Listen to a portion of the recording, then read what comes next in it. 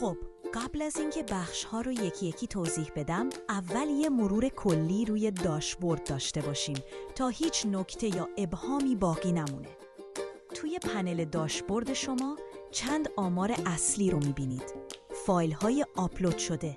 اینجا میتونید تعداد فایل‌هایی که داخل سیستم سیارا بارگذاری کردید رو مشاهده کنید. البته راجع این بخش در ویدیوهای بعدی مفصل‌تر توضیح خواهم داد. پیام‌های ارسالی.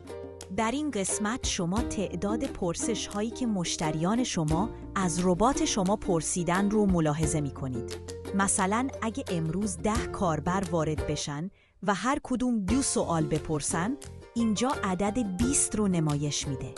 ربات‌های فعال. تعداد ربات‌هایی که به سیستم سیارا متصل کردید رو میتونید اینجا ببینید. به عنوان مثال، اگه یه ربات تلگرام وصل کنید، آمار این بخش عدد 1 رو نشون میده.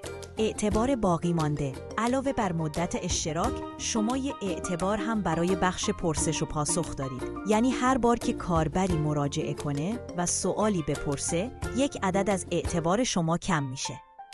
مثلا اگه 50 اعتبار داشتید و امروز 25 سوال پرسیده شده باشه، اعتبار باقی مونده 25 تا خواهد بود. حالا با کلیک بر روی گزینه پشتیبانی وارد بخش پشتیبانی میشید. اینجا میتونید کانال‌های ارتباطی مختلف با پشتیبانو تیم ما رو ببینید و در صورت بروز مشکل هم با تیم ما در ارتباط باشید. تیم پشتیبانی در سریع‌ترین زمان پاسخگو خواهد بود. در قسمت سوالات متداول هم میتونید سوالات متداول کاربران سیارا رو بررسی کنید. بخش دیگری که باید راجع به آن توضیح بدم، بخش پروفایل است. با کلیک بر روی این دکمه میتونید وارد بخش پروفایل بشید.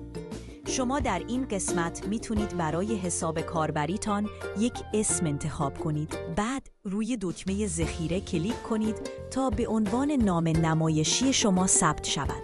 یا با کلیک بر روی دکمه حساب کاربری آمار ورودهای اخیر و دستگاه‌های فعال را می‌بینید. از گزینه خروج از همه دستگاه‌ها هم می‌تونید برای خارج شدن از همه دستگاه‌های متصل به حسابتان استفاده کنید.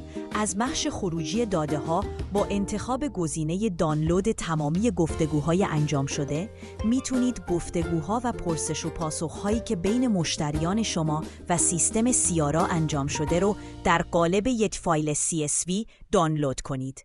و در آخر باز هم میتونید از اینجا به بخش پشتیبانی دسترسی داشته باشید.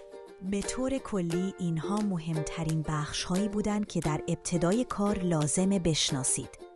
در ادامه قسمت‌های مهم دیگر رو با جزئیات بیشتر و همراه با کاربردشون توضیح میدم تا کامل با سیستم سیارا آشنا بشید.